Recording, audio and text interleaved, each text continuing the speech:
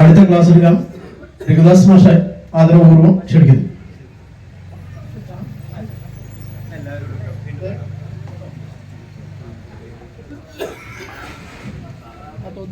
മുതിർന്ന മാഷം 24 വയസ്സായി.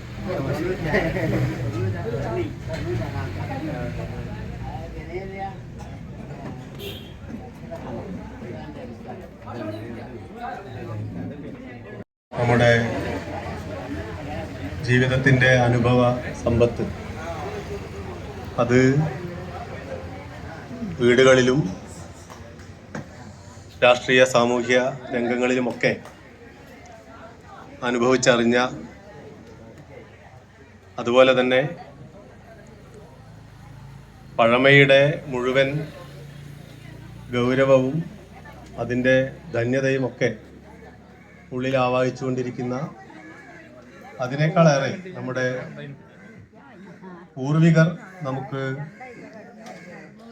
വളരെ നന്മയോടെ കയ്യിലേക്ക് തന്നിട്ടുള്ള മുഴുവൻ കാര്യങ്ങളും,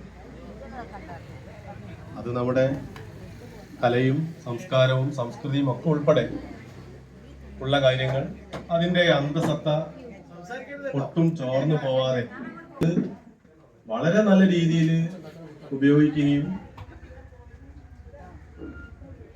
അതിനെ കുറച്ചുകൂടി മിനുക്കിയെടുത്ത് നമ്മുടെ പുതിയ തലമുറയ്ക്ക് കൈമാറുകയും ചെയ്തിട്ടുള്ള, അല്ലെങ്കിൽ കൈമാറിക്കൊണ്ടിരിക്കുന്ന ഒരു കൂട്ടം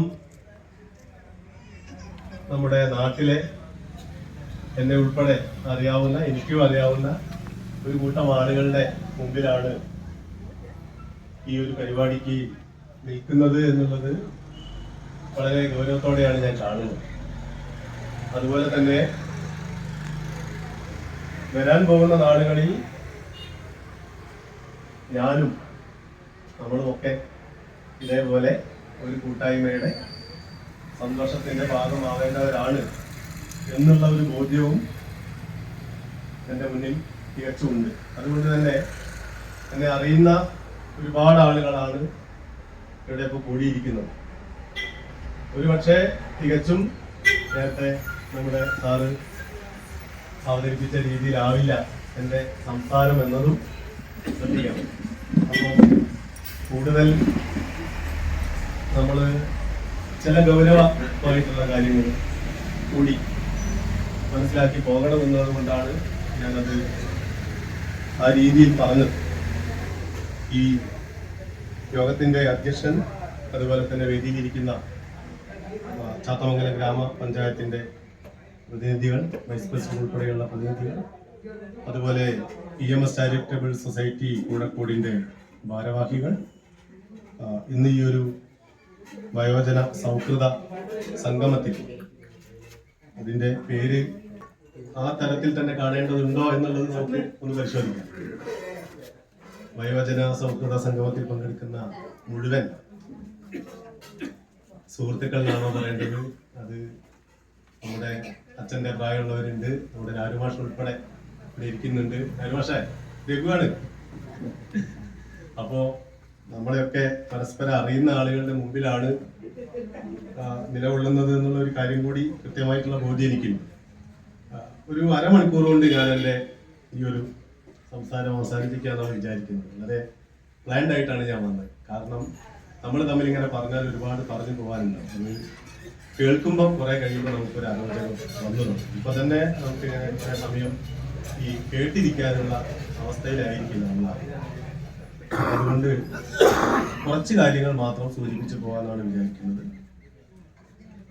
ഒന്ന്, നമ്മുടെ ഈ വയോജനങ്ങൾ എന്നുള്ള ആ ഒരു പേരിലാണ് നമ്മളിപ്പോൾ, അല്ലെങ്കിൽ ആ ഒരു കൂട്ടായ്മയാണ് നമ്മൾ EMS ചാരിറ്റബിൾ സൊസൈറ്റി ഇപ്പം സംഘടിപ്പിക്കുന്നത്.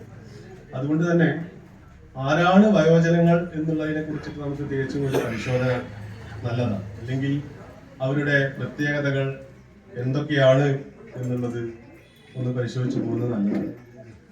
അതുപോലെ തന്നെ ഇന്നത്തെ യുവതലമുറയ്ക്ക് വയോജനങ്ങളോടുള്ള ഒരു ഇടപെടൽ ഏത് തരത്തിലാണ് എന്നുള്ളത് നമുക്കൊന്ന് അറിഞ്ഞു പോകണം. ഇതുകൂടാതെ വയോജനങ്ങളുടെ പ്രാധാന്യം ഇന്നത്തെ പൊതുസമൂഹത്തിൽ അവർക്ക് എത്രത്തോളം പ്രാധാന്യമുണ്ട് എന്നുള്ളതും എന്നാൽ കഴിയുന്ന രീതി മനസ്സിലാക്കാം. അതിനുശേഷം വേണമെങ്കിൽ നമുക്കൊരു ചർച്ചയൊക്കെ അധ്യക്ഷന്റെ അനുവാദത്തോടു കൂടി നമുക്കൊരു ചർച്ച ചെയ്യും. അപ്പോഴല്ലേ ഇതൊരു കൂട്ടായ്മയും ഒരു സൗഹൃദ സംഘമൊക്കെ ആയിട്ട് മാറുന്നു. അപ്പൊ ആ രീതിയിലേക്ക് പോകാനാണ് വിചാരിക്കുന്നത്. ഞാൻ നേരത്തെ സൂചിപ്പിച്ചു, നമ്മുടെ വരും തലമുറയ്ക്ക് നിങ്ങളുടെ പൂർവികർ അല്ലെ നമ്മുടെ പൂർവികർ, എനിക്ക് ഇനി അങ്ങനെ വേണമെങ്കിൽ പറയാം, 50 വയസ്സാണ് നമ്മള് വയോജനങ്ങൾ എന്നുള്ള ഒരു വാക്കിൽ നമ്മൾ ഉൾപ്പെടുത്തേണ്ടതുണ്ടോ എന്നുള്ള സംശയമുണ്ട്. ഇന്നത്തെ ഒരു കാലഘട്ടത്തിന്റെ അനിവാര്യത വെച്ചിട്ട് നമുക്ക് അവരെ ആ രീതിയിൽ വിളിക്കാൻ പറ്റുമോ എന്നുള്ളത് സംശയമാണ്. സീനിയർ സിറ്റിസൺ എന്നാണ് 60 വയസ്സ് കഴിഞ്ഞ ആളുകളെ പറയുന്നത്. അത് ഇന്ത്യൻ ഇൻകം ടാക്സ് ആക്ട്, നമ്മുടെ നികുതി നിയമപ്രകാരം അങ്ങനെ ഒരു നിർവചനം അതിലുണ്ട്, സീനിയർ സിറ്റിസൺ. ആ ഒരു സീനിയർ സിറ്റിസൺ എന്നുള്ള പേരെടുത്തിട്ടാണ് നമ്മൾ പലപ്പോഴും നമ്മുടെ ബസ്സിൽ സീറ്റിന് പിന്നെ റിസർവേഷൻ ഉണ്ടെങ്കിൽ സീനിയർ സിറ്റിസൺ, അങ്ങനെയുള്ള പല പൊതു ഇടങ്ങളിലൊക്കെ നമ്മൾ ആ ഒരു പേരിൽ വിളിക്കും. അതിനേക്കാൾ കൂടുതലുള്ളതാണ് 80 വയസ്സിന് മുകളിലുള്ളവരെ എന്താ പറയാ super senior citizen. Super senior citizen ഒരുപാട് അനുഭവങ്ങൾ 60 വയസ്സ് കഴിഞ്ഞവരെക്കാൾ ഒരു 20 വർഷത്തേക്കാൾ കൂടുതൽ അനുഭവങ്ങളുള്ള ആളുകളാണ്. ഇത് പല ഭാഗത്ത് പല രീതിയിൽ നിർവചിക്കുന്നുണ്ട്. എന്നാൽ ഇതിനെ നമുക്ക് ഈ നൂറ്റാണ്ടുകളുടെ പുറകിലേക്ക് പോയി കഴിഞ്ഞാൽ ഇന്നിപ്പോ ഞാൻ ഈ പറഞ്ഞ 60 വയസ്സ് എന്ന് പറയുന്നത് ഒരു ശരാശരി നമ്മുടെ ജീവിതത്തിന്റെ 75% എന്ന് വേണമെങ്കിൽ പറയാം. ശരാശരി നമ്മുടെ ഒരു പ്രായം എടുത്തു കഴിഞ്ഞാൽ 80 വയസ്സ് നമ്മൾ പറഞ്ഞു കഴിയുകയാണെങ്കിൽ അതിന്റെ 75% 90 വയസ്സൊക്കെയാണ് ഇപ്പോൾ നമ്മൾ ശരാശരി മരണത്തിന്റെ പ്രായം. 100 കടക്കുന്നവരും ഉണ്ട്. അതിന്റെ ഒരു 75% എന്ന് പറഞ്ഞാൽ 60 വയസ്സാണ്. അപ്പൊ പിന്നെ നേരത്തെ പറഞ്ഞ നികുതി നിയമപ്രകാരമായാൽ 60 വയസ്സെന്ന് പറയുന്നത് അവർക്ക് ഒരുപാട് പ്രിവിലേജസ് കൊടുക്കുന്നുണ്ട്. ഇനി ഇത് ഒരു 2050 ആകുമ്പോഴേക്ക് 326% ഇതിന് വർധന ഉണ്ടാവുന്ന കണക്ക് പറഞ്ഞു. ഇപ്പോൾ ഉള്ള വയസ്സിൽ 326% പിന്നെ വർധന ഉണ്ടാവുന്നതാണ്. എന്ന് പറഞ്ഞാൽ 100 വയസ്സ് കഴിഞ്ഞവരുടെ എണ്ണം ഒരുപാട് കൂടുതലേ 100 വയസ്സ് കഴിഞ്ഞവരുടെ എണ്ണം. ഇനി ഇതിന്റെ പുറകിലേക്ക് സഞ്ചരിച്ചാല് ഈ വയോജനങ്ങൾ എന്ന് പറയുന്നതിന്റെ അപ്പുറത്ത് നമ്മള് ഈ മൈനർ എന്ന് പറയില്ലേ, 18 വയസ്സ് താഴെയുള്ള കുട്ടികൾ, 18 വയസ്സിന് താഴെയുള്ള അവര് പുറകിലേക്കാ പോണത് അല്ലെ. നമ്മൾ ഈ മുതിർന്ന ആളുകള് മുന്നോട്ട് പോകുമ്പോൾ 100ന്റെ പുറത്തേക്ക് പ്രായവുമായിട്ട് പോകുമ്പോൾ പ്രായപൂർത്തിയായ മൈനറിന്റെ കണക്ക് പുറകിലേക്കാണ് സഞ്ചരിക്കുന്നത്. നമ്മളെക്കാൾ കൂടുതൽ കുടുംബത്തെ കുറിച്ചുള്ള ചിന്തയും ഇല്ലാതൊക്കെ നമുക്ക് ഇങ്ങനെ തോന്നെങ്കിലും അതൊക്കെ കുടുംബത്തെ കുറിച്ചുള്ള ചിന്തയും സ്വന്തം കാര്യവും സ്വന്തം നിലനിൽപ്പും 12 വയസ്സാകുമ്പോഴേക്ക് തീരുമാനിക്കുന്ന കുട്ടികളൊക്കെ ഉണ്ട്. നമ്മൾ ആരും ഓരോ പുറകെ പോയിട്ട് നീ ഇത് ചെയ്യണം അത് ചെയ്യണം എന്ന് പറയേണ്ടതില്ല. നമ്മൾ പറയാതെ അവര് ജോലി നേടി സമ്പാദിച്ച് ചിലപ്പോൾ നമ്മളെ നോക്കുന്നില്ല. ആയാലും നമ്മളെ നോക്കാനൊന്നും കിട്ടില്ല. ഓരെ തന്നെ അവർക്ക് നോക്കാൻ നേരം ഉണ്ടാവില്ല. കാരണം ഓരോ തീരുമാനം എങ്ങനെയാണ്, ഒരു 35 വയസ്സുവരെ ജീവിച്ചാൽ മതി, അത് അടിച്ചു കൊടുക്കും. നമ്മൾ നേരിട്ട് കാണുന്നത്. അപ്പൊ അതുകൊണ്ട് അത് പുറകിലേക്കും പോയിട്ട് ഇപ്പൊ 18 വയസ്സാണ് വോട്ട് ചെയ്യാനുള്ള അവകാശം നമുക്കറിയാം. മൈനർ മേജർ ആവുന്ന പ്രായമാണ്. സ്വന്തമായിട്ട് തീരുമാനങ്ങൾ എടുക്കാനുള്ള പ്രായമാണ് 18 വയസ്സിന് ശേഷം എന്നാ പറയുന്നത്. എടുക്കുന്ന തീരുമാനം എന്തെങ്കിലും ഇപ്പോഴുള്ള കുട്ടികൾ 18 വയസ്സായ എടുക്കുന്ന തീരുമാനം എന്തെങ്കിലും നമുക്കറിയാം. അത് നമ്മളെ ഇലക്ഷൻ ഉൾപ്പെടെയുള്ള കാര്യങ്ങളിൽ നമുക്ക് കൃത്യമായിട്ട് അറിയാൻ പറ്റും. അപ്പോ സ്വന്തമായി തീരുമാനങ്ങൾ എടുക്കാൻ പറ്റാത്ത ഒരു പ്രായം 18 ആയിരുന്നു എന്ന് നിയമങ്ങൾ അനുശാസിക്കുന്നുണ്ടെങ്കിൽ അതിപ്പോ 12ന്റെ താഴെയാണെന്ന് പറയുന്നത്. 12 വയസ്സ് കഴിഞ്ഞ കുട്ടി നമ്മൾ ആ കുട്ടിയോട് പെരുമാറുമ്പോൾ വളരെ വളരെ വളരെ ശ്രദ്ധിക്കണം. ഇങ്ങോട്ട് വാന്ന് പറഞ്ഞാൽ അങ്ങോട്ട് പോകും. അപ്പോ 18ന്റെ പുറകിലേക്ക് പോയി. വർഷങ്ങൾ കഴിയുമ്പോൾ ഇത് 5 വയസ്സൊക്കെ ആവാനുള്ള സാധ്യതയുണ്ട്. 5 വയസ്സാകുമ്പോൾ തന്നെ കുട്ടി നമ്മളൊക്കെ വിടാൻ തുടങ്ങും. അങ്ങനെ 2 ഭാഗത്തേക്കും വലിയുന്നുണ്ട് അല്ലെ. നമ്മളുടെ തലമുറ മുന്നോട്ടും പോകുന്നുണ്ട്, കുട്ടികളുടെ 18ന്റെ പുറകിലേക്ക് പോകുന്നു. ഞാൻ അതിന്റെ ഒരു വ്യാപ്തി കാണിക്കാൻ വേണ്ടിയാ പറഞ്ഞത്. അങ്ങനെ നോക്കുമ്പോൾ ഒരു 2000 വർഷത്തിന്റെ ആ ഒരു എന്താ പറയാ നമ്മുടെ 326% വർധനവ് കഴിഞ്ഞാല് 150 വയസ്സുള്ള ആളുകളൊക്കെ ആയിരിക്കും വയോജനം. അപ്പൊ പിന്നെ അന്ന് നമ്മൾക്ക് പെട്ടെന്ന് തോന്നുക കയ്യില് 3 പടി ഉണ്ടാവും, വാക്കലുണ്ടാക്കുന്നത് ഒന്നും ഉണ്ടാവില്ല. മുട്ടുകാലൊക്കെ കാലം ഒന്നായിട്ട് മാറ്റി വെച്ചിട്ടാണ് വേറെ ആളെ കാലെടുത്ത് നമുക്ക് വെച്ചിട്ട് വരും. പിന്നെ സാധിക്കും. അപ്പോ 150 വയസ്സിൽ കൂടുതൽ ചിലപ്പോൾ വയോജനങ്ങളുടെ ഗണത്തിൽ എടുക്കാനുള്ള സാധ്യത ആണ് ഞാനൊരു കണക്കായിട്ട് പറഞ്ഞത്. ഇനി എന്താണ് വയോജനങ്ങളുടെ ഒരു പ്രാധാന്യം? ഇന്നത്തെ കാലഘട്ടത്തിൽ നേരത്തെ മാഷ് സൂചിപ്പിച്ചു, നമ്മളുടെ കയ്യിലാണ് ഒരുപാട് സംസ്കൃതികളും സംസ്കാരവും ഒക്കെ ഉള്ളതെന്ന് സാറ് പറയണ്ടേ അല്ലേ? മാഷ് പോയോ? ഞാൻ യോജിക്കുന്നില്ല. നമ്മളൊക്കെ ആയിരുന്നു ഭയങ്കരന്മാരെന്ന് നമുക്ക് തോന്നാം. ആ തോന്നൽ നല്ലതാ, നമുക്ക് മുന്നോട്ട് പോകാൻ. നമ്മളെ പൂർവികരോ അവരെങ്ങനെയായിരുന്നു ചിന്തിച്ച നമ്മൾ അവരെ പോലെയാണോ? അല്ല. ഇനി വരാൻ പോകുന്ന തലമുറ എങ്ങനെയല്ല. അപ്പൊ അതുകൊണ്ട് ഇത് കാലഘട്ടം മാറുന്നതിനനുസരിച്ചിട്ട് ഇങ്ങനെ ചാഞ്ചാടി കൊണ്ടിരിക്കും. ചിലപ്പോ തിരിച്ചിങ്ങോട്ട് തന്നെ വന്നേക്കാം. അപ്പൊ നമ്മൾ ഒരുപാട് അനുഭവജ്ഞാനമുള്ളവരാണ് എന്ന് പറയുന്നതിലും അർത്ഥമല്ല. എന്നാൽ കാര്യഗൗരവം അനുഭവത്തിന്റെ അടിസ്ഥാനത്തിൽ നിലവിൽ നമുക്കാണ് കൂടുതലുള്ളതെന്ന് തെളിയിക്കുന്ന 2-3 ഡാറ്റകളിലൂടെ വേണമെങ്കിൽ യുവാക്കൾ എങ്ങനെയാ നമ്മളെ കാണുന്നത്? നമുക്കൊരു തെറ്റിദ്ധാരണയുണ്ട്. നമ്മളെ ആരും അനുസരിക്കാതെ എന്ന് പറയുന്ന വണ്ടീന്റെ മുകളിൽ ഓടി പിടിച്ചു പോയിട്ട് അവന്റേതായിട്ടുള്ള അല്ലെ അവളുടേതായിട്ടുള്ള കാര്യങ്ങൾ മുഴുവൻ ചെയ്തത് അല്ല. അങ്ങനെയുള്ളവരെ എല്ലാവർക്കുള്ള കുട്ടികൾ. ഞാന് വളരെ കോട്ടക്കുന്നിന്റെ മുകളിലുള്ള സർക്കാർ കോളേജിലാണ് പഠിപ്പിക്കുന്നത്. മാഷ എന്റെ മുന്നിലിരിക്കുന്ന കുട്ടികൾ എനിക്ക് നന്നായി അറിയാലോ. അവരിങ്ങനെയൊക്കെ പോവെങ്കിലും അവർക്ക് ഞാനൊക്കെ നിങ്ങളോട് കാണിക്കുന്നതിനേക്കാൾ വലിയ ബഹുമാനം കാണിക്കേണ്ട സ്ഥലത്ത് അവർ കാണും. വെറുതെ കാണിക്കുന്നില്ല. വെറുതെ ചിലപ്പോൾ നിങ്ങൾ ബസ് കയറിയിട്ട് ഇങ്ങനെ പോയിക്കൊണ്ടിരിക്കുമ്പോ ഒരു നീച്ചിരുന്നില്ല സീറ്റിൽ നിന്ന്. അപ്പൊ നമ്മൾ വിചാരിക്കും ബഹുമാനം ഇല്ലാത്തവനാണ്. അല്ല, അവരുടെ ഉള്ളിൽ നിങ്ങളോടുള്ള ഒരു ബഹുമാനം ഉണ്ട്. പാവം പ്രായം ചെന്ന ഒരാളാണ് കേട്ടോ, ഇപ്പൊ എണീക്കാൻ വയ്യ, ഒന്നോട്ടെ. ഇപ്പൊ ഉള്ള കുട്ടികളുടെ ഇടയിൽ ജീവിക്കുന്നത് കൊണ്ട് ഞാൻ മനസ്സിലാക്കിയ ഒരേ ഒരു കാര്യമുണ്ട്. എന്റെ ടോപ്പിക് ഇതാണ്. 2ാമത്തെ ഘട്ടം എന്ന് പറയുന്നത് നമ്മളെ എങ്ങനെ ഇപ്പൊ ഉള്ള യുവതലമുറ കാണുന്നു എന്നുള്ളതാണ്. ഒരു 25 വയസ്സിന് താഴെയുള്ള ആളുകൾ എങ്ങനെ കാണുന്നു എന്നുള്ളതാണ്. ആ പോയിന്റിൽ ഊന്നിക്കൊണ്ട് വേണമല്ലോ നമ്മൾ ചിന്തിക്കാൻ. ഇപ്പൊ ഉള്ള കുട്ടികളെ ചോദിക്കും, അതുകൊണ്ട് എന്താണ്? വലിയ ചോദ്യമാണ്. അതുകൊണ്ട് എന്താണ്? അത് പെട്ടെന്ന് നിങ്ങൾക്ക് മനസ്സിലായിണ്ടാവില്ല. ഉദാഹരണം ഇഷ്ടം പോലെ ഉണ്ട്. മുതിർന്നവര് വീട്ടിലേക്ക് കയറി വരുമ്പം പ്രായം കുറഞ്ഞവര് എഴുന്നേറ്റ് നിൽക്കണം. എഴുന്നേറ്റ് നിന്നിട്ടില്ലെങ്കിൽ എന്ത് സംഭവിക്കും? ഒന്നും സംഭവിക്കില്ല. നിങ്ങൾക്ക് ഇന്ന അവസാനം വിളിച്ചത് അബദ്ധമായിരുന്നു സന്തോഷം തോന്നലുണ്ട്. കാരണം ഞാൻ ഈ കുട്ടികളുടെ ഇടയിലേക്ക് എനിക്കറിയാം. ഞാൻ ക്ലാസ് പോകുമ്പോ മുന്നിലുള്ള ബെഞ്ചിലെ 4 എണ്ണം എണീക്കും, വയ്യുള്ളതൊക്കെ കുത്തിരിക്കും. എനിക്ക് ഒരു പ്രയാസം തോന്നിയില്ല. എന്തിനു എഴുന്നേക്കണ്ടേ? അവർക്ക് ഇരിക്കാനാ ബെഞ്ച് സർക്കാർ ഇട്ട് കൊടുത്തേ. നമ്മളെ കണ്ട എണീക്കേണ്ടവരാണോ അവര്? അല്ല. അത് ഉൾക്കൊള്ളാൻ ചിലപ്പോ ഇരിക്കുന്ന ആളുകൾക്ക് ചിലപ്പോ ഒരു പ്രയാസം. അത് ഉൾക്കൊണ്ടിട്ടില്ലെങ്കിൽ ഞാൻ 56 തിരക്കൂല കോളേജിൽ. അവിടുന്ന് പ്രഷർ കൂട്ടിയിട്ട് ചത്ത് പോകേണ്ടി വരും. എണീക്കൂല. അപ്പൊ എന്താണ് നീ എണീക്കാത്തെന്ന് വെച്ചാല്, എന്തിനാ എണീക്കുന്നതെന്ന് പോലും അവർക്ക് അറിയില്ല. എന്താ എണീക്കാത്തെന്ന് ചോദിച്ചാല്, എണീക്കിപ്പോ എന്താ കാര്യം? ഒന്നുമില്ല. അവർ പഠിക്കാൻ വന്നാണ്, അവർക്ക് ഇരിക്കാനുള്ള ബെഞ്ചാണ്, അവർ ഇരിക്കുകയാണ്. നിലത്ത് കിടക്കുന്നല്ലോ. നാളെ ചിലപ്പോ നിലത്ത് കിടക്കും. ആടെ കിടന്ന മാഷ ഞാൻ പറഞ്ഞ എഴുതിക്കൊള്ളാറ്.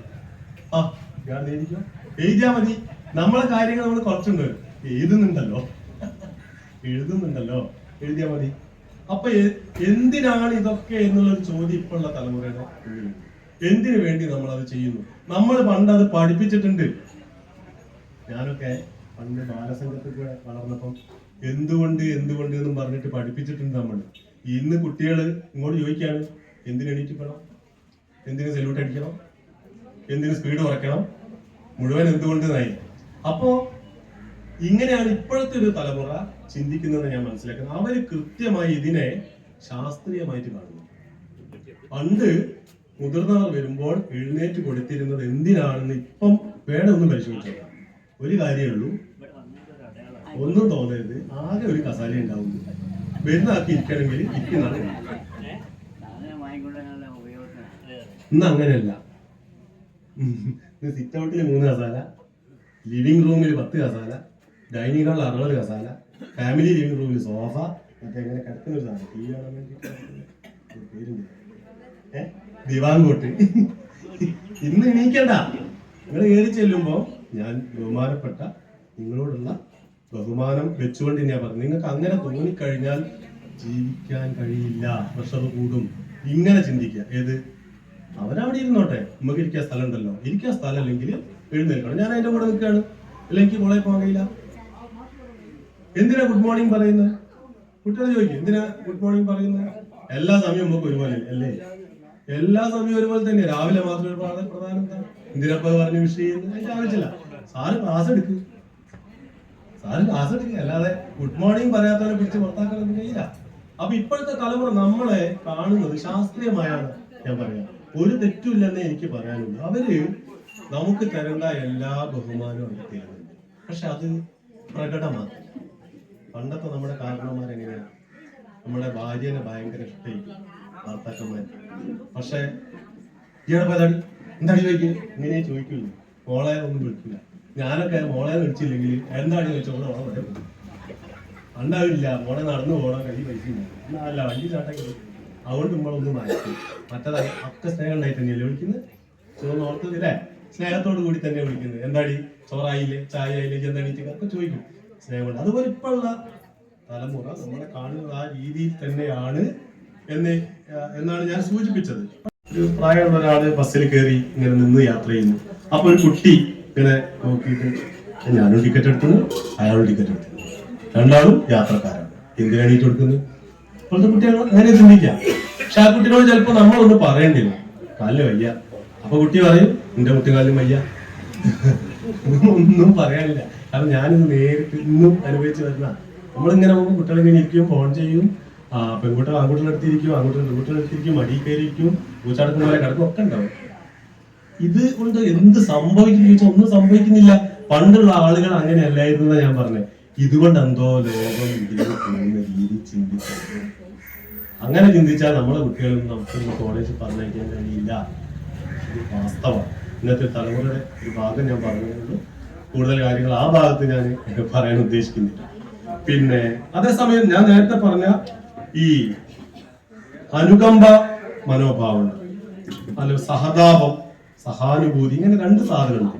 ഒന്ന്, നമുക്ക് പുതിയ ആളുകളോട് കുട്ടികൾക്ക് ആ തരത്തിലുള്ള ഒരു കാണും. ഇപ്പം മൊബൈല്, നൂതന സാങ്കേതിക വിദ്യ അങ്ങനെ വളർന്നു വരിക. മൊബൈൽ ഉപയോഗിക്കാൻ വളരെ സ്പീഡായിരിക്കാം കുട്ടികളുടെ. നിങ്ങൾ ഏത് ലോക്ക് ഉണ്ടാക്കി വെച്ചാലും കുട്ടികളുടെ. അപ്പം അതുപോലെ തന്നെ നമുക്ക് എന്തെങ്കിലും വലിയ സംശയം ഈ ഭാഗത്ത് വന്ന് നമ്മളാരോടെ ചോദിക്കാം, നിങ്ങളെക്കാൾ പ്രായമുള്ള ആളോടാണോ ചോദിക്കാം? അല്ല, മോൻ എന്തൊന്നും പറഞ്ഞിട്ടുണ്ടോ, ഈ ഫോട്ടോ എങ്ങനെ എടുക്കുക, ഈ മെസ്സേജ് എങ്ങനെ അയക്കുക, ഇതിലെന്താ പറഞ്ഞത്, ഗ്യാസ് സിലിണ്ടർ ബുക്ക് ആയിനോ, ഇതൊക്കെ നമ്മൾ ഓരോടാ ചോദിക്കാം. ഒരു വളരെ സ്പീഡാ. ഈ ഫോണിൽ 2 കൊല്ലം കഴിയുമ്പോഴേക്ക് വേറെ ഫോണായിരുന്നു, ഇതത് എടുത്ത് പോകും, നമ്മൾ ഒഴിവാക്കും. അപ്പൊ ഇങ്ങനെ ടെക്നോളജി മാറുമ്പോൾ കുട്ടികൾ അതിന്റെ പുറകെ സ്പീഡിൽ പോകും. നമ്മൾ അങ്ങനെ തന്നെയായിരുന്നു. നമ്മള് പിന്നെ കറണ്ടിന്റെ സ്ഥിരപ്പെട്ടി നമ്മൾ ഉപയോഗിക്കൂലേ, ഗ്യാസ് നിങ്ങൾ കത്തിക്കൂലേ, ഗ്യാസ് അടുപ്പ് കത്തിക്കൂലേ, മുമ്പുള്ളവരെടുത്ത് കൊടുത്ത് കത്തിക്കാം. നമ്മളെ അമ്മമാരെടുത്ത് ഗ്യാസിന് കൊടുത്താൽ കത്തിക്കാൻ കഴിയുമോ? ഒരു ഓൽക്കണ്ണി കൊണ്ടുപോയി കത്തിക്കും. അപ്പൊ നമ്മളും അങ്ങനെയായിരുന്നു. ഇപ്പോഴുള്ള തലമുറ, അപ്പം തലമുറകളെ നമ്മൾ കുറ്റപ്പെടുത്തിയിട്ട് കാര്യമില്ല. അവര് അവരുടേതായിട്ടുള്ള രീതിയിലേക്ക് മാറുമ്പോൾ നമ്മളെ നല്ല രീതിയിൽ തന്നെ അവര് പരിചരിക്കുന്നുണ്ട്. അതില് വേഗത കുറച്ച് കൂടുതലാണ് ജീവിതത്തിന്റെ, അതുകൊണ്ട് സ്പീഡ് കുറച്ച് കൂടും. നമ്മൾ വിചാരിച്ചുള്ള കാലഘട്ടം മൂട്ടാക്കിയിട്ടുള്ള മാറ്റമുണ്ട്. അല്പം വീട്ടിലായത് ആ സമയത്ത് നേരത്തെ പറഞ്ഞുകൊണ്ട് നമ്മുടെ കാട്ടുകൾ ചിലപ്പം വെച്ചിട്ടേക്കും പൂവൊക്കെ പറഞ്ഞു അതിലൊക്കെ. അതേസമയം ഈ സഹതാപവും അതുപോലെ അതിന്റെ കൂടെ തന്നെ സഹാനുഭൂതി എന്ന് പറഞ്ഞൊരു സാധനമുണ്ട്. ആ രണ്ട് കാര്യങ്ങൾ കൂടി ഞാനൊന്ന് പറയാൻ ആഗ്രഹിക്കും. ഒന്ന് സിമ്പതിയാണ്. സഹതാപം എന്ന് പറയുന്നത് സിമ്പതിയാണ്. സഹാനുഭൂതി എന്ന് പറയുന്നത് എമ്പതിയാണ്. ഇതിലേതാണ് വർക്കൗട്ട് ആകുന്നതെന്നുള്ള അത് തമ്മിലുള്ള അടിയാണ്. സഹതാപം എന്ന് പറഞ്ഞാൽ എങ്ങനെയാണ്? അയ്യോ എന്റെ അത്ര നടക്കാൻ പറ്റുന്നില്ല കേട്ടോ, ഇത് സഹതാപമാണ് അല്ലെ. ഇങ്ങനെ ഒരു പാവം നിങ്ങൾ ഇവിടെ കുത്തിരുന്നോ, ഇങ്ങനെ വയ്യല്ലോ എന്നൊക്കെ പറഞ്ഞിട്ട് ഇനി സഹതാപമാണ്. സഹ എന്ന് പറഞ്ഞ കൂടെയുള്ള, അപ്പൊ കൂടെയുള്ളവന്റെ താപം അറിയുന്നു എന്നുള്ളത്, അവന്റെ ചൂട് അറിയുന്നു എന്നുള്ള മലയാള ഭാഷയിൽ ഇങ്ങേർത്ത് അങ്ങനെയാണ്. അപ്പോ സഹാനുഭൂതി എന്ന് പറയുന്നത് അതിനൊരു വ്യത്യസ്തമാണ്. അവരുടെ സ്ഥാനത്ത് ഞാനായിരുന്നെങ്കിൽ എങ്ങനെയായിരിക്കും എന്നതാണ് എമ്പതി എന്ന് പറയുന്നത്. ചെരുപ്പ് മാറിയിട്ട് പോയിട്ടുണ്ടാവില്ല, ഇടയ്ക്ക് ചില സ്ഥലങ്ങളിലൊക്കെ പോയാൽ ചെരുപ്പ് മാറിയിട്ട് കഴിഞ്ഞാൽ നമുക്ക് ഒരു അസ്വസ്ഥത ഉണ്ടാവില്ലേ, നമ്മളെ ചെരുപ്പല്ല എന്ന് തോന്നൂലേ? ആ തോന്നലിനെ വേണമെങ്കിൽ സിമ്പതി എന്ന് പറയാം. അതേസമയം മറ്റുള്ളവർ ഉപയോഗിച്ച ചെരുപ്പ് നമ്മൾ ധരിക്കുന്നു, എന്ന് പറയുമ്പോൾ അവിടെ എമ്പതി ഉണ്ട്. അവന്റെ എല്ലാ വിശേഷങ്ങളും നമ്മൾ അറിയുകയാണ്. ഇങ്ങനെ പാവം പിടിച്ച ഒരാൾ നിൽക്കുമ്പോൾ അയാളുടെ സ്ഥാനത്ത് ഞാനായിരുന്നെങ്കിൽ എന്ന് ചിന്തിക്കുന്നതാണ് എമ്പതി. അപ്പൊ ഇതിൽ ഏതാണ് നമുക്ക് വേണ്ടത്? എമ്പതിയാണ് നമുക്ക് വേണ്ടത്, അല്ലെ? സിമ്പതി, സഹാനുഭൂതിയാണ് വേണ്ടത്. അവരുടെ ദുഃഖങ്ങൾ നമ്മുടേതാണെന്ന് നമ്മൾ മനസ്സിലാക്കുന്ന ഒരവസ്ഥ വേണം. ഇത് പുതിയ തലമുറയ്ക്ക് ഇത് മാത്രമേ പരിശോധിക്കേണ്ടതുള്ളൂ. പുതിയ തലമുറയ്ക്ക് നമ്മളോട് പുലർത്താൻ കഴിയുന്നുണ്ടോ? അവര് സഹതാപമാണോ കാണിക്കുന്നത്, സഹാനുഭൂതിയാണോ? ഞാൻ പറയാ സഹാനുഭൂതിയാണ് കാണിക്കുന്നത്. ആണ് നമ്മുടെ വീട്ടിൽ പൊതു ഇടങ്ങളിൽ ബാക്കിയുള്ള സ്ഥലത്തൊക്കെ ഈ കുട്ടികൾ വളരെ നല്ല രീതിയിലാണ് നോക്കിയാൽ മതി. നമ്മുടെ വീട്ടിൽ ഒരാൾ കയറി വന്നാൽ അവരെ ട്രീറ്റ് ചെയ്യുന്നത്, ഇപ്പോൾ നമ്മുടെ കുട്ടികളെ ട്രീറ്റ് ചെയ്യുന്നത് വളരെ നല്ല രീതിയിലായിരിക്കും. പക്ഷെ അവരെ ഒന്നിച്ചു കൂടുമ്പോൾ അവര് ബസ്സിന്റെ അകത്തുനിന്ന് DJ ഡാൻസ് ഒക്കെ ഞങ്ങൾ കളിക്കും. അപ്പൊ നമ്മൾ കളിക്കാത്ത നിങ്ങൾ ടൂർ പോയല്ലേ? ടൂറൊക്കെ ഇങ്ങനെ കളിച്ചില്ലേ? കുത്തിൻ്റെ അടുത്ത് നയിക്കും കളിച്ച് എണീറ്റിക്കാൻ വയ്യ. വണ്ടി ബ്രേക്ക് അടിച്ചാല് നമ്മൾ വീണു. ഇപ്പോഴത്തെ കുട്ടികൾ അങ്ങനെയല്ല, വണ്ടിയിലൊക്കെ പിടിപ്പിക്കും. അങ്ങനെ നമ്മൾ കുട്ടികളെ കൂടെ പോകുമ്പോൾ ടൂറ് കഴിയുന്ന ഒഴിവാക്കാറുണ്ട്. പോയി തിരിച്ചു വന്നാൽ ശരീരം ഒട്ടാകെ വേദനയും. കാരണം ഈ ബസ് ഇങ്ങനെ കുലിഞ്ഞ് വെച്ചിട്ടാണ് പോവുക. അപ്പൊ കുട്ടികൾ അങ്ങനെയാണ്. വീട്ടിൽ അവര് ചിലപ്പോൾ ഒരുപാട് പക്വത പുലർത്തുന്ന ഒരു വിഭാഗം തന്നെയാണ് എന്ന് വേണം നമ്മൾ അവരെ കാണാൻ. യഥാർത്ഥത്തിൽ ഞാനിത് ഏകദേശം നമ്മുടെ ഒരു അവസാനത്തേക്ക് വരികയാണ്. നമ്മളുടെ വയോജനങ്ങളുടെ ഒരു പ്രാധാന്യത്തെ കുറിച്ച് ഞാൻ ആദ്യം സൂചിപ്പിച്ചു. ഒരുപാട് അനുഭവ സമ്പത്തുള്ള, ഞാൻ അങ്ങനെയാണ് തുടങ്ങിയത് എനിക്ക് തോന്നുന്നു, ഒരുപാട് അനുഭവ സമ്പത്തുള്ള ഒരു വിഭാഗമാണ്. ഈ അനുഭവ സമ്പത്താണ് നമ്മൾ പുതിയ തലമുറയ്ക്ക് പകർന്നു കൊടുക്കേണ്ടതെന്ന് പറയും. പക്ഷെ ലോകം മാറുന്നതിനനുസരിച്ചിട്ട് നമ്മളുടെ അനുഭവ സമ്പത്ത് കുറയുകയും പുതിയ ആളുകളുടെ അനുഭവ സമ്പത്ത് കൂടുകയും ചെയ്യും. അപ്പൊ ഞാൻ മനസ്സിലാക്കുന്നത്, എനിക്കിപ്പോ ഇവിടെ ഇരിക്കുന്ന ആളുകളോട് പറയാനുള്ളത്, നമ്മൾ അവരുടെ കൂടെ നിൽക്കണോ അവർക്കെതിരായി നിൽക്കണോ? പുതിയ തലമുറയോട് കൂടെ നിൽക്കണോ നമ്മൾ അവർക്ക് എതിരായിട്ട് നിൽക്കണോ? എന്താണ് ചെയ്യാൻ പോകുന്നത്? കൂടെ നിൽക്കണം. നമ്മൾ അവരുടെ കൂടെ നിൽക്കണം. എന്തുകൊണ്ടാ? നമ്മളുടെ മുമ്പെയുള്ള തലമുറയും ഇതൊക്കെ തന്നെയായിരിക്കും പറഞ്ഞിട്ടുണ്ടാവും, അല്ലെ? ഈ തലമുറയുടെ കണക്കും ആ കണക്കിലേക്ക് ഞാൻ പോകുന്നില്ല. എങ്ങനെയാണ് തലമുറ ഉണ്ടാവുന്നത്, ഏത് എഡ്ജ് വെച്ചാണ് അതിനെ? ഞാൻ ഈ പഴയ തലമുറയിലുണ്ട്, പുതിയ തലമുറയിലുണ്ട്. ഞാനും DJ ഡാൻസ് ഒക്കെ കളിക്കും. കുട്ടികളെ കൂടെ പോയാൽ കളിച്ചില്ലെങ്കിൽ എണീപ്പിച്ചിട്ട് ചാടിക്കും. അപ്പൊ പിന്നെ നമ്മൾ ചാടും, എന്നിട്ട് നമ്മൾ ക്ഷീണിക്കും. അപ്പൊ നമ്മൾ രണ്ട് തലമുറ എവിടെ വെച്ച് മുറിക്കും ചോദിച്ചാല് അതിന് കൃത്യമായ ഒരു കണക്കില്ല. അപ്പൊ പഴയത് പുതിയതെന്നില്ല. അതുകൊണ്ടാണ് ഞാൻ പറഞ്ഞത്, വയോജനങ്ങൾ, വൃദ്ധർ, യുവാക്കൾ, കൗമാരക്കാർ എന്നുള്ളത് ഇന്നത്തെ കാലഘട്ടത്തിൽ നമുക്ക് വേർതിരിച്ചറിയാൻ ബുദ്ധിമുട്ടാണ്. ഇന്നത്തെ ചെറിയ കുട്ടികൾ വളരെ ഗൗരവമുള്ള പ്രസംഗം കാണിക്കുന്ന ഫേസ്ബുക്കിലൊക്കെ കാണാം. ചെറിയ കുട്ടികൾ ഭയങ്കരമായിട്ടുള്ള പ്രസംഗം ചെയ്യുന്നു. അതേപോലെ തന്നെയുള്ള പ്രസംഗം സുമാർ അഴിക്കോടും ചെയ്യുന്നുണ്ട്. അപ്പൊ അതിനൊരു വേരിയേഷൻ ഒന്നുമില്ല. നമ്മളുടെ ഈ ഗ്രൂപ്പിന്, മനുഷ്യർ എന്നുള്ള നമ്മുടെ ഈ വിഭാഗത്തിലുള്ള ചില തെറ്റിദ്ധാരണകളായിട്ട് അതിനെ കണ്ടാൽ മതി. നമ്മൾ അവരുടെ കൂടെ അങ്ങ് നിൽക്കുകയാണ്. രണ്ട് തലമുറയിലും കൂട്ടി യോജിപ്പിക്കുന്ന ഒരു ഇടനിലക്കാർ എന്ന നിലയിൽ നമ്മൾ അതിന്റെ കൂടെ നിൽക്കുകയാണ് വേണ്ടതെന്നാണ് എനിക്ക് മുന്നോട്ട് വെക്കാനുള്ള ഒരാശയം. ഇതിനോട് അഭിപ്രായം ഉണ്ടെങ്കിൽ പറയാം, നമുക്ക് സംവാദം നടത്താം, തെളിവുകൾ സഹിതം വേണമെങ്കിൽ പറയാം. കാരണം അവരായിരിക്കും നമ്മുടെ കൂടെ ഉണ്ടാവുക. വെറുതെ തോന്നുന്നത് അവരുണ്ടാവും നമ്മുടെ. അത് നമ്മുടെ ഒരു ആത്മവിശ്വാസം കൂടിയാണ്. ഇനി സർക്കാർ എത്രത്തോളം നമ്മുടെ കാര്യങ്ങളിൽ ഇടപെടുന്നുണ്ട്? കുറച്ച് പദ്ധതികൾ നോക്കുകയാണെങ്കിൽ, പ്രധാനമന്ത്രി വൃദ്ധ നിധി യോജന, അതുപോലെ വൃദ്ധധാര പദ്ധതി എന്ന് പറഞ്ഞിട്ട് കുറഞ്ഞ വരുമാനക്കാർക്കുള്ള ആയുഷ്മാൻ ഭാരത പദ്ധതി കുറെ ആളുകളുണ്ട്. ആയുഷ്മാൻ ഭാരത പദ്ധതി, സ്വസ്തിയൻ ധാര പദ്ധതി, രോഗികൾക്ക്, കിടപ്പ് രോഗികൾക്ക് ചികിത്സയ്ക്കുള്ള ഒരു പദ്ധതിയാണ്. പിന്നെ ദിവസകാല ദൃശ്യാഭ്യാസ പദ്ധതി എന്ന് പറഞ്ഞിട്ട് വിദ്യാഭ്യാസത്തിന് വേണ്ടിയിട്ട് കേന്ദ്ര സർക്കാർ ഈ പറഞ്ഞ വയോജനങ്ങൾക്ക് ഒരുക്കിയിട്ടുള്ള പദ്ധതിയാണ്. കുറെ ഒരുപാടുണ്ട്, ഞാൻ മുന്നിലേക്ക് പോകുന്നുണ്ട്. കേരള സർക്കാർ സ്വന്തം വീട്ടിൽ സുഖം എന്ന് പറയുന്നത് കേട്ടിട്ടുണ്ടോ? സ്വന്തം വീട്ടിൽ സുഖം എന്നൊരു പദ്ധതി കേരള സർക്കാർ വീട് നിർമ്മിക്കാൻ വേണ്ടിയിട്ടുള്ളതാണ്. വയോജനങ്ങൾക്ക് വീട് നിർമ്മിക്കാനുള്ള ഒരു പദ്ധതി. അനുഭവം എന്ന് പറഞ്ഞിട്ട് ആരോഗ്യം, ഫിസിയോതെറാപ്പി, ഡയാലിസിസ് ഒക്കെ ചെയ്യുന്ന ആളുകൾക്ക് അനുഭവം എന്ന് പറഞ്ഞിട്ടുള്ള ഒരു പദ്ധതി ഉണ്ട്. സൗഹൃദ താക്കോൽ എന്ന് പറഞ്ഞിട്ട് നമ്മൾ ഒറ്റപ്പെടുന്ന വയോജനങ്ങളെ സഹായിക്കാൻ വേണ്ടി ഒരാളെ അവരെ പണം കൊടുത്ത് സർക്കാർ നിർത്തുന്നതാണ് സൗഹൃദ താക്കോൽ. ഒരുപാട് പദ്ധതികളുണ്ട്, വിദ്യാഭ്യാസ സപ്പോർട്ട് ഉണ്ട്, സാമൂഹ്യക്ഷേമ പെൻഷൻ തലം ഇതൊക്കെ കൊടുക്കുന്നുണ്ട്. നമുക്ക് ഞാൻ അവസാനിപ്പിക്കാം. നമുക്ക് വയോജനങ്ങള് വീട്ടിലിരിക്കേണ്ടവരല്ല, നാട്ടിൽ ഇറങ്ങേണ്ടവരാണ് എന്നുള്ള ഒരു രീതിയിലേക്ക് വരണം. അതിന് നമ്മുടേതായിട്ടുള്ള ഇടങ്ങൾ നമ്മൾ ഉണ്ടാക്കണം. ഇപ്പൊ ഈ ഒരു സൗഹൃദ കൂട്ടായ്മ അതിന് ഏറ്റവും കൂടുതൽ ബലം കൊടുക്കുന്ന ഒന്നാണ്. ഈ രീതിയിൽ EMS ചാരിറ്റബിൾ ട്രസ്റ്റിന്റെ ആളുകൾ ഈ തരത്തിലുള്ള ഒരു കൂട്ടായ്മ സംഘടിപ്പിച്ചു. അതുപോലെ തന്നെ ചാരിറ്റബിൾ ട്രസ്റ്റ് നമുക്ക് പല ഭാഗങ്ങളുണ്ട്, മറ്റ് റെസിഡൻഷ്യൽ അസോസിയേഷനുകളുണ്ട്. അവിടെയൊക്കെ ഈ തരത്തിലുള്ള ഒരു കൂട്ടായ്മ ഉണ്ടാക്കുകയും പരസ്പരം കാണുകയും മിണ്ടുകയും ഇങ്ങനെ വരുമ്പോൾ തന്നെ നമ്മുടെ വീട്ടിലെ ഉത്തരവാദിത്വം നമ്മൾ ചെയ്യും. പേരക്കുട്ടികളുടെ കാര്യം ചിലപ്പോൾ നമ്മൾ നോക്കേണ്ടി വരും. കാര്യം എന്താ, നമ്മളുടെ മക്കള് പണിക്ക് പോയതായിരിക്കും, അപ്പൊ അവരുടെ കുട്ടികളെ നോക്കേണ്ടി വരും. അത് ഉറപ്പ് തന്നെയാണ്. അതിന്റെ ഇടയിൽ നമ്മൾ ഇതുപോലെ ഒഴിവ് ദിവസങ്ങളിൽ കൂടിയിരിക്കുന്ന സൗഹൃദ കൂട്ടായ്മകൾ ഉണ്ടാക്കണം. പിന്നെ അതുപോലെ തന്നെ വിനോദയാത്രകൾ, വണ്ടർലൊക്കെ പോയിട്ട് ഇതിന്റെ മുകളിൽ കയറണം.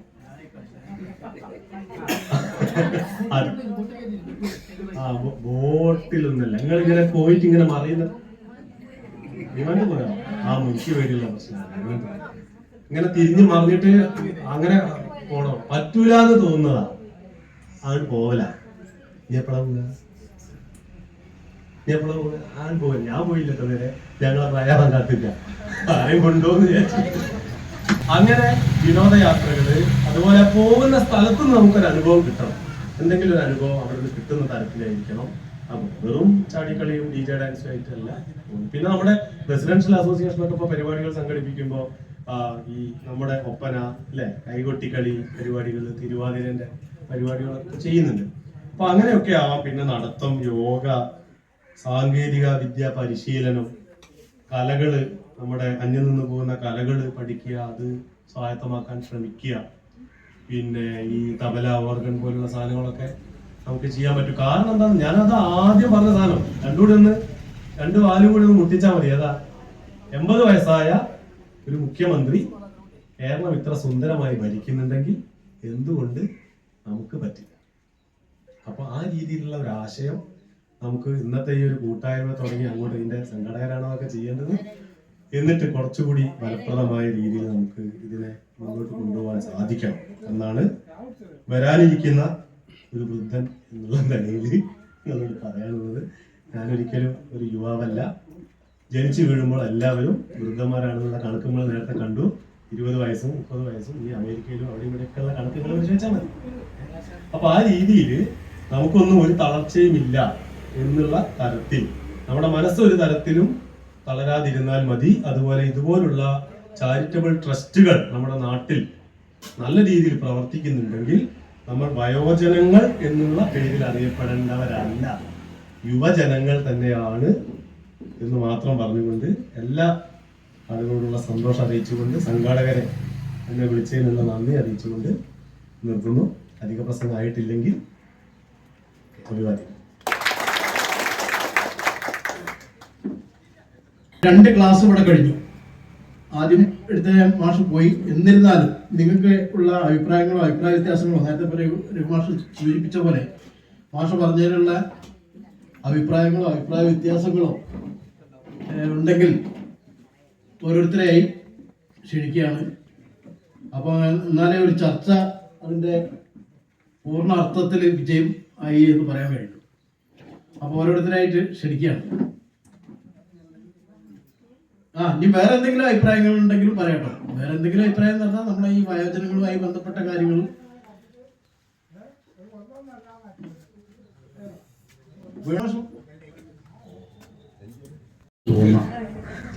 ഏതായാലും ശരി, വിളിച്ച സ്ഥിതിക്ക് 2 വാക്ക് സംസാരിക്കാം.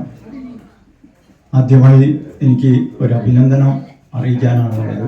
ഇത്തരമൊരു വേദി, ഒരു സംരംഭം ഒരുക്കി തന്ന EMS ചാരിറ്റബിൾ സൊസൈറ്റിയുടെ പ്രവർത്തകർ, സന്തോഷിൻ്റെ നേതൃത്വത്തിലുള്ള പ്രവർത്തകർ പ്രത്യേകമായിട്ട് അഭിവാദ്യം ചെയ്യുകയാണ്, അഭിനന്ദിക്കുകയാണ്, നന്ദി പറയുകയാണ്.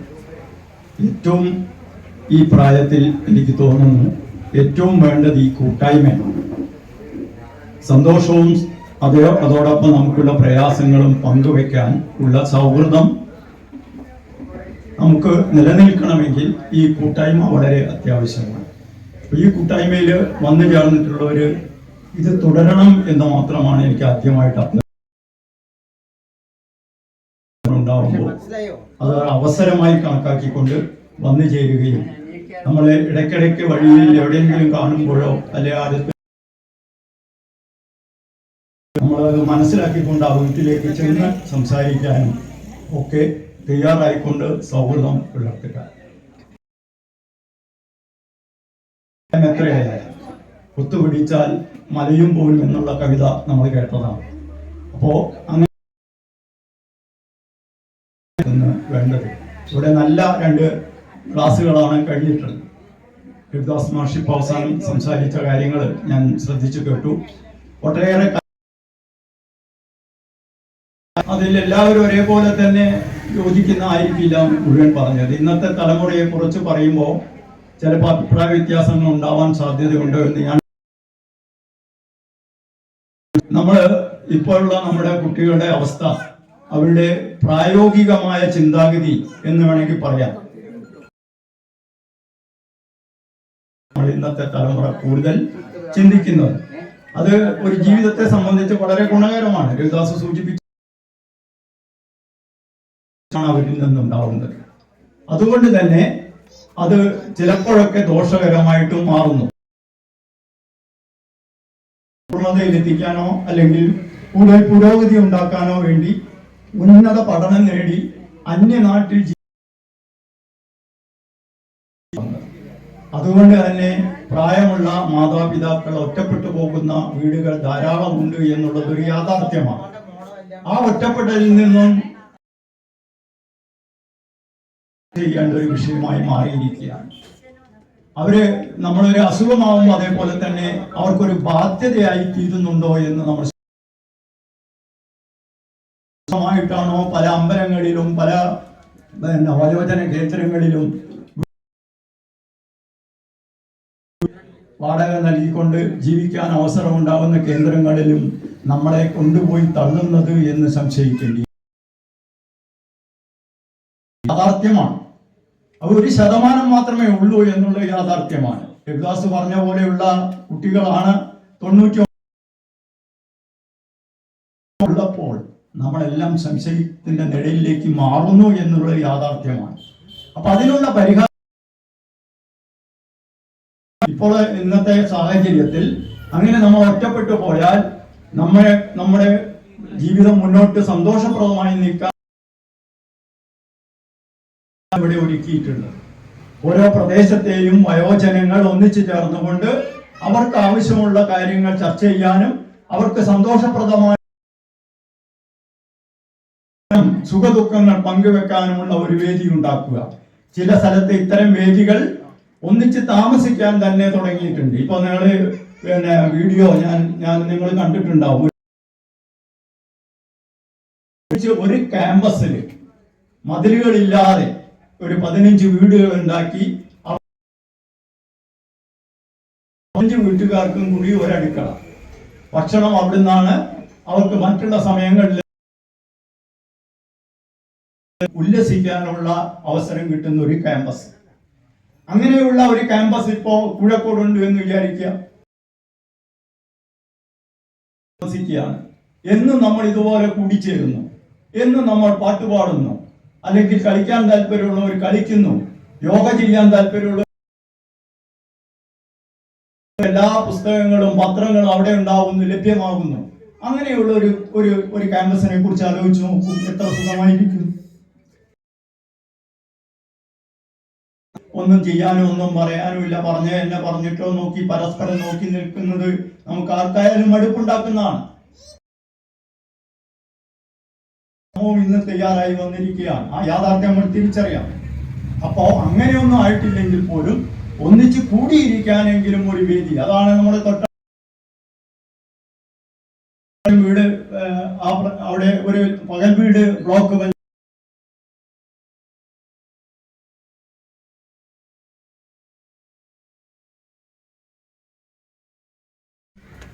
ബഹുമാനപ്പെട്ട അധ്യക്ഷൻ, മറ്റു ബഹുമാന്യരായ നമ്മുടെ വയോജനങ്ങൾ, നമുക്ക് ഈ ചുരുങ്ങിയ കാലം കൊണ്ട് EMS ചാരിറ്റബിൾ ട്രസ്റ്റ് ഒരുപാട് കാര്യങ്ങൾ വിളിച്ചു. അത് ഈ വയോജന കൂട്ടായ്മ പറഞ്ഞാൽ ഈ ആളുകൾക്ക് ഇതുവരെ എല്ലാവരും പറഞ്ഞാലും വീണ്ടും വീണ്ടും പറഞ്ഞ് ഞാൻ നിങ്ങളെ മുഷിപ്പിക്കുന്നില്ല. അത് ഏറ്റവും നല്ലൊരു കാരണം നമുക്ക് തമ്മിൽ കണ്ട് കാരണം വളരെ ഇപ്പൊ എന്താ വെച്ചാല് ഒരു 10-15 കൊല്ലം മുമ്പ് വരെ നമ്മളിൽ പലരും കണ്ട് സൗഹൃദം പങ്കുവെക്കുന്ന ആളുകൾ ഇപ്പൊ നമ്മളിൽ പലരും തമ്മിൽ കാണുന്നില്ല. ഇഷ്ടബസാറിലുള്ള ആളുകളെ കോഴിക്കോടുള്ള ആളുകളെ കാണുന്നില്ല. കാരണം എന്താ വെച്ചാൽ അവരൊന്നുകിൽ ഓട്ടോറിക്ഷയിലോ അല്ലെങ്കിൽ ബസ്സിലോ പോകും, ചാത്തമംഗലത്തോ കുന്നമംഗലത്തോ പോയി അവരുടെ ആവശ്യം നിറവേറ്റി അവർ തിരിച്ചു വീട്ടിലേക്ക് പോയി. അതേ സമയത്ത് എന്റെയൊക്കെ ചെറുപ്പകാലത്ത് ചെറുകുളത്തൂര് പെരിങ്ങാട് മുതലൊക്കെയുള്ള ആളുകൾ ചാത്തമംഗലത്ത് സഞ്ചരിക്കാറില്ല. ആ പഴയ ആളുകളെ കാണുമ്പോൾ നമുക്ക് ഇപ്പോഴും ഒരു സന്തോഷമാണ്. അപ്പൊ ആ സന്തോഷം നമ്മൾ നിലനിർത്തണമെങ്കിൽ ഇതുപോലെയുള്ള കൂട്ടായ്മകൾ വേണം.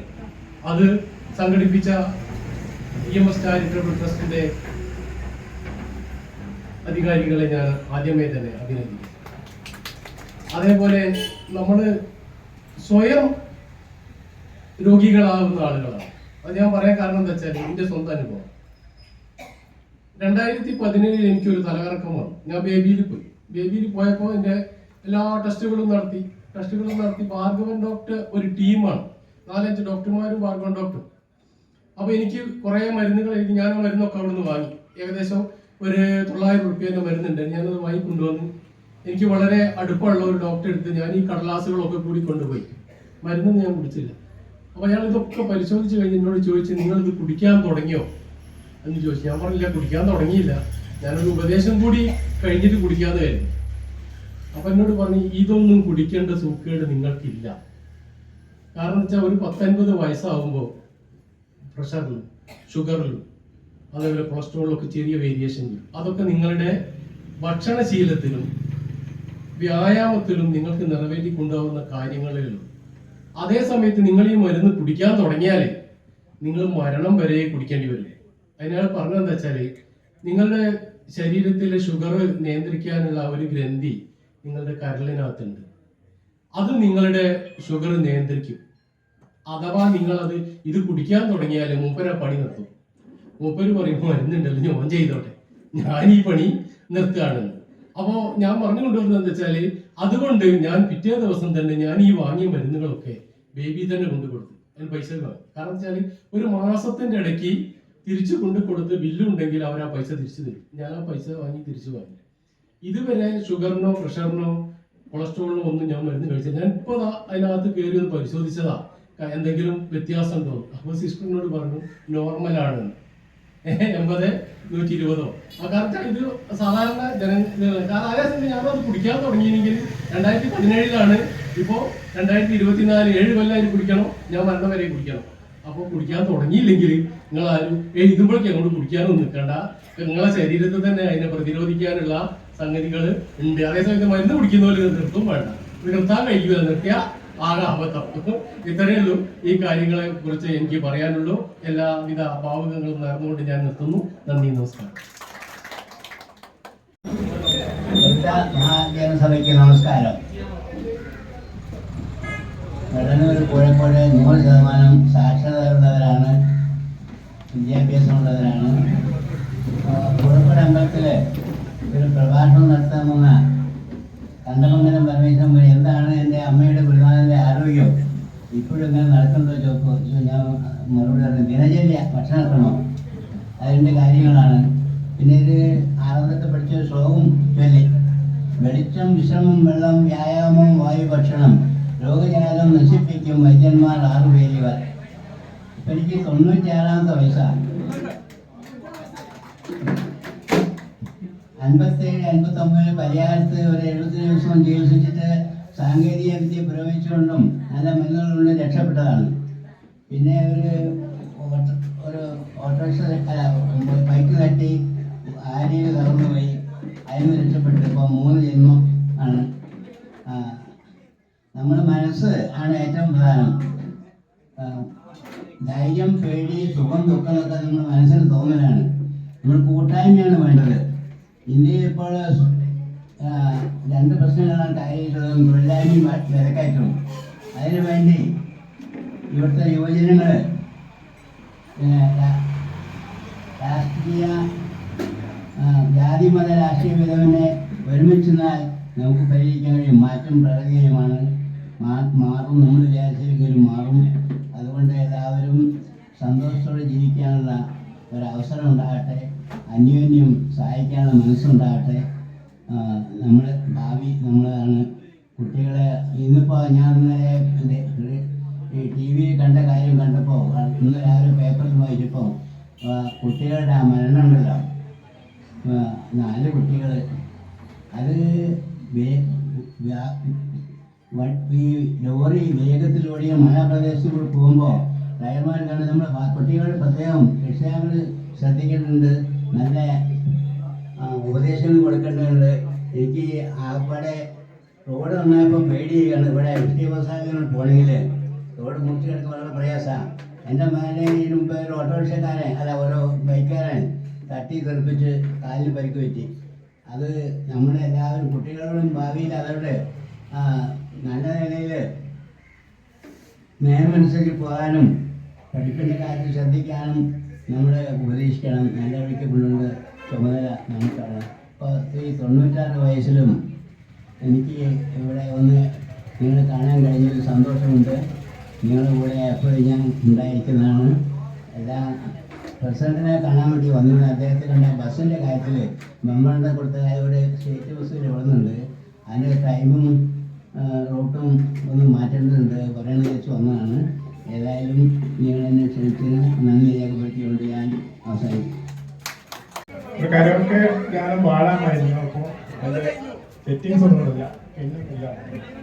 ഏതായാലും പണ്ട് പഠിച്ച എഴുതാനെങ്കിലും പാടാം. പൂവേ താമസമെന്തേ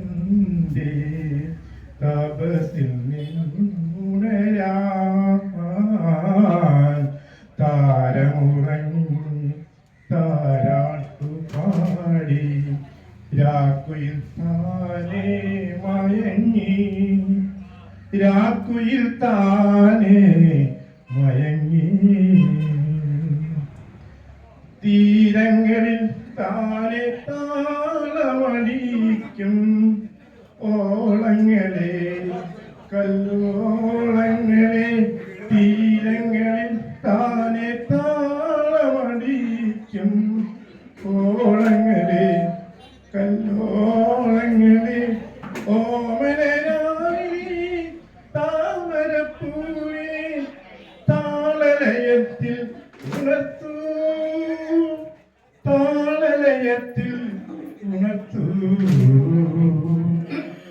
താമരപ്പൂവേ താമസമേ തപസ്സിൽ നിന്നുണരാൻ താരമുറങ്ങി താരാട്ടു പാടി രാക്കുയിൽ താനേ മയങ്ങി രാക്കുയിൽ താനേ മയങ്ങി പാലൊളിച്ചന്ദ്രൻ പാതിരക്കാറ്റും പായ വിരിച്ചു പാതിരയ്ക്കാൻ പാലൊളിച്ചന്ദ്രനും പാതിരക്കാറ്റും പായ വിരിച്ചു പാതിരയ്ക്കാൻ പല്ലവമേനിയിൽ ചെല്ലക്കാറ്റിൻ കരം മെല്ലവെ വന്നു തലോടി മെല്ലവെ വന്നു തലോടി താമരപ്പൂവേ താമസമെന്തേ തപസ്സിൽ നിന്നുണരാൻ താരമുറങ്ങി താരാട്ടുപാടി രാക്കുയിൽ താനേ മയങ്ങി രാക്കുയിൽ താനേ മയങ്ങി.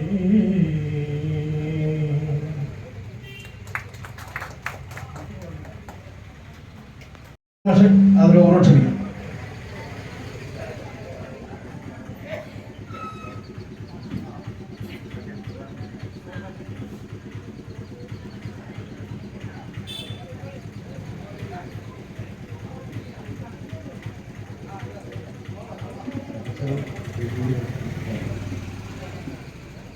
പ്രാർത്ഥിക്കുകയാണ്. അപ്പോൾ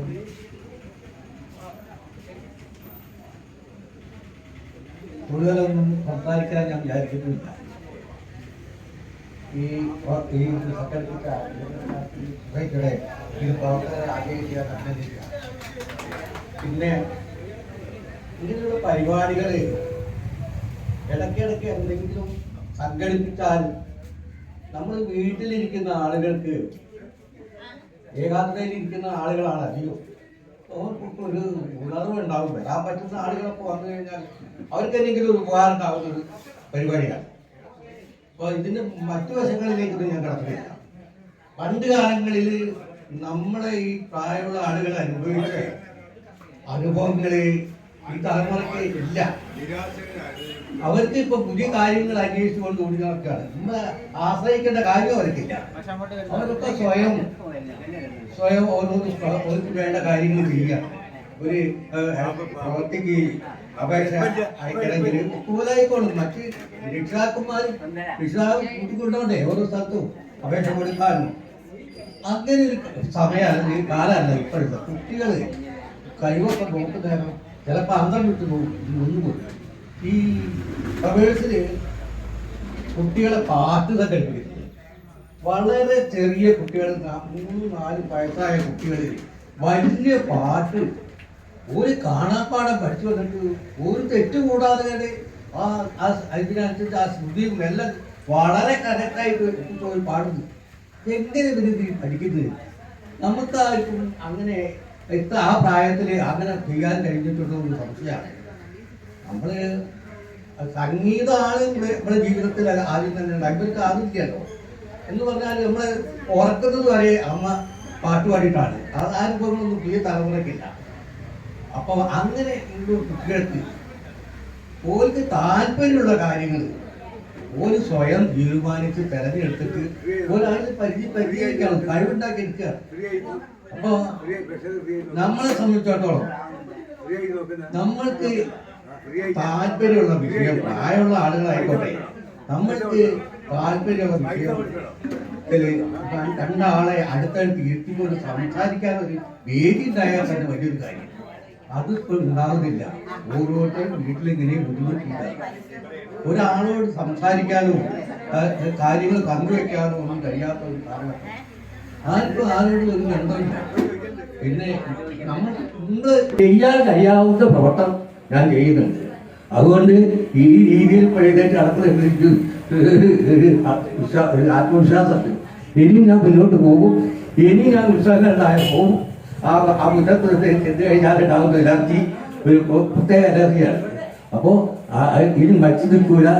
അതുപോലെ എല്ലാവരും അവനാന് കഴിയുന്ന പ്രവർത്തനത്തിൽ ഇതിൻ്റെ അതിൽ മരിച്ചു നിൽക്കാതെ കണ്ട് ആ പ്രവർത്തനം മുന്നോട്ട് പറഞ്ഞിട്ട് ഇത് പറയാൻ വേണ്ടി ചിലർക്കും നിർത്തിവാക്കിക്കൊണ്ട് നിൽക്കുന്നു. ഞാൻ പ്രസരിക്കാൻ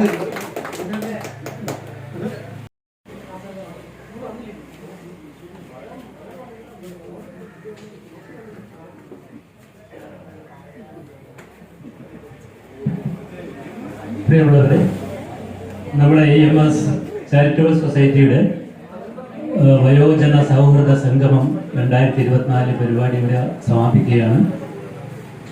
നമ്മൾ കഴിഞ്ഞ ഒരു 2-3 ആഴ്ചയ്ക്കുള്ളിൽ നമ്മുടെ നാട്ടിൽ നടക്കുന്ന അല്ലെങ്കിൽ നടത്തപ്പെട്ട 2ാമത്തെ വയോജന സംഘമാണ്. രണ്ടും ഓരോ പ്രവൃത്തി ദിവസങ്ങൾ, ഒന്ന് ഉപാസനയുടേതായിരുന്നു കഴിഞ്ഞ മാസം അവസാനം, ഇപ്പോൾ നമ്മുടേത്. അപ്പോൾ രണ്ടും ഓരോ പ്രവൃത്തി ദിവസങ്ങളിലാണ് വെച്ചത്. അന്നേരം തുടക്കത്തിൽ ഒരു ആശങ്ക ഉണ്ടായിരുന്നു, പ്രവൃത്തി ദിവസം വൈകുന്നേരം ആകുമ്പോൾ ആരെങ്കിലും പങ്കെടുക്കുമോ, ആളുണ്ടാവുമോ എന്നുള്ളത്. പക്ഷേ ഈ 2 പരിപാടിയും ശരിക്കും ഹൗസ്ഫുൾ ആയിട്ടാണ് ഓടിയത്. നിങ്ങൾ തന്നെ കണ്ടു. അപ്പോൾ അതിന് തന്നെ ഒരു കാര്യം മനസ്സിലാക്കാം, നമുക്ക് ഇവിടെ നാട്ടിൻപുറത്ത് നമ്മൾ നടത്തിയിട്ടുള്ള മറ്റ് യുവജനങ്ങളുടെ ന്യൂജൻ പരിപാടികളെല്ലാം വളരെ ഇതിനെ അപേക്ഷിച്ച് വളരെ ആളുകൾ കുറവായിരുന്നു. നമുക്ക് വിചാരം ഉണ്ടായിരുന്ന വയോജനങ്ങളാകുമ്പോൾ ആളുകൾ വരെ ഒന്നുകൂടി മടിക്കും, കുറവാണെന്ന്. പക്ഷേ ഇവിടുത്തെ ജനപങ്കാളിത്തം, സാന്നിധ്യം എല്ലാം നമുക്ക് കൂടുതൽ ഊർജം തരാണ്. പുതുതലമുറയേക്കാൾ കൂടുതൽ ആവേശം ഊർജ്ജമുള്ളത് പ്രായമായ വയോജനങ്ങളായിട്ടുള്ള ആളുകളാണ്. അവർക്ക് പ്രവൃത്തി ദിവസം എന്ന് പറഞ്ഞാൽ സാധാരണ അവർക്കൊരു ജോലി ഉണ്ടാവില്ല എന്നാണ് നമ്മൾ വിചാരിക്കുക. പക്ഷെ നേരത്തെ ഇവിടെ പറഞ്ഞ പോലെ പേരക്കുട്ടികളെ നോക്കല്, കുട്ടികളെ അംഗനവാടി കൊണ്ടുപോകല്, കൂട്ടിക്കൊണ്ടുവരല്, തയ്യാറാക്കല്. അപ്പൊ അവർക്കാണ് പ്രവൃത്തി ദിവസങ്ങളിൽ കൂടുതൽ ജോലിയുള്ളത്. അപ്പൊ നമുക്ക് തുടർന്നും ഇത് വളരെ ഊർജ്ജസ്വലമായിട്ട് മുന്നോട്ട് കൊണ്ടുപോകണം. ഇതിന്റെ അടുത്ത ഞങ്ങളുടെ ജനുവരി 3-ാം തീയതി ഒരു വിനോദയാത്ര സംഘടിപ്പിക്കുന്നുണ്ട്. അതിന്റെ ആളുകൾ നിങ്ങളോട് പറയും. പിന്നെ ഇവിടെ കുറെ സാധനങ്ങളുണ്ട്, ഒരു 10-65 ഉപകരണങ്ങളുണ്ട്. ഒക്കെ നിങ്ങൾക്ക് അറിയുന്നതാണ്. ഈ ചാരിറ്റബിൾ സൊസൈറ്റിയിൽ സാന്ത്വന ചികിത്സയ്ക്കൊക്കെ ആയിട്ടുള്ള സാധനങ്ങൾ കുറേ ഉണ്ട്. ഒരു പകുതിയിലേറെ പുറത്ത് പോയതാണ്. എല്ലാ സാധനങ്ങളും വന്നിട്ടുണ്ടെങ്കിൽ ഇവിടെ വെക്കാൻ സ്ഥലം ഉണ്ടാവില്ല. അപ്പൊ അതിന് വേണ്ടിയിട്ടുള്ള ഒരു ധനസമാഹരണം നടത്തുന്നുണ്ട്. പിന്നെ കൂപ്പൺ ഉണ്ട്, നല്ല സമ്മാനം ഉണ്ട് അതിനകത്ത്. അപ്പോൾ അതിന്റെ നറുക്കെടുപ്പും പെട്ടെന്ന് തന്നെ ഉണ്ടാവും. അതിന്റെ കൂപ്പൺ വാങ്ങുമ്പോൾ അത് നിങ്ങൾക്ക് വിലയേറിയ സമ്മാനങ്ങൾ കിട്ടാനുണ്ട്. അപ്പൊ അതിനൊക്കെ വേണ്ടി കൂടി പരിശ്രമിക്കുക. പിന്നെ ഇന്നത്തെ പരിപാടിയെ സംബന്ധിച്ചിടത്തോളം വളരെ ഗംഭീരമായിട്ടുണ്ട്. ഉഷാറായി എല്ലാവരും സജീവമായിട്ട് പങ്കെടുത്തു. അപ്പം എല്ലാവർക്കും പൊതുവെ ആദ്യമായിട്ട് നന്ദി പറയുകയാണ്. ഇത് പിന്നെ പങ്കെടുത്തവർക്ക് എല്ലാവർക്കും കൂടി. കൂടാതെ ഈ പരിപാടി ഉദ്ഘാടനം ചെയ്തിട്ടുള്ള നമ്മുടെ പഞ്ചായത്ത് വൈസ് പ്രസിഡന്റ് സുഷമ, ഇതിൽ നമുക്ക് വളരെ പ്രസക്തമായ ക്ലാസുകൾ നൽകി അത് ചർച്ച ചെയ്ത നമ്മുടെ ആഷിഖ് മാഷ്, കൂടാതെ രഘുദാസ് മാഷ്, കൂടാതെ ഇവിടെ ആശംസകൾ അർപ്പിച്ച് സംസാരിച്ചിട്ടുള്ള വിവിധ സാമൂഹ്യ സാംസ്കാരിക സംഘടനാ പ്രവർത്തകർ, എല്ലാവർക്കും EMS ചാരിറ്റബിൾ സൊസൈറ്റിയുടെ പേരിൽ സ്നേഹനിർഭരമായ നന്ദി പറയുകയാണ്. കൂടാതെ ഇതിൽ പങ്കെടുത്തിട്ടുള്ള എല്ലാവർക്കും നന്ദി പറയുന്നു. ഇതിൽ അധ്യക്ഷത വഹിച്ചിട്ടുള്ള നമ്മുടെ EMS ചാരിറ്റബിൾ സൊസൈറ്റിയുടെ OK ജനാർദ്ദനൻ, സ്വാഗതം പറഞ്ഞ സെക്രട്ടറി CP സന്തോഷ് കുമാർ, ഇനി ആരെങ്കിലും വിട്ടുപോയിട്ടുണ്ടെങ്കിൽ എല്ലാവർക്കും നന്ദി പറഞ്ഞുകൊണ്ട് ഈ പരിപാടി അവസാനിച്ചതായി പ്രഖ്യാപനം. വാർഡ് മെമ്പർമാരെ പറഞ്ഞില്ല എന്ന് എനിക്ക് തോന്നുന്നു. അത് പ്രത്യേകം പറയുന്നു. ഓക്കെ.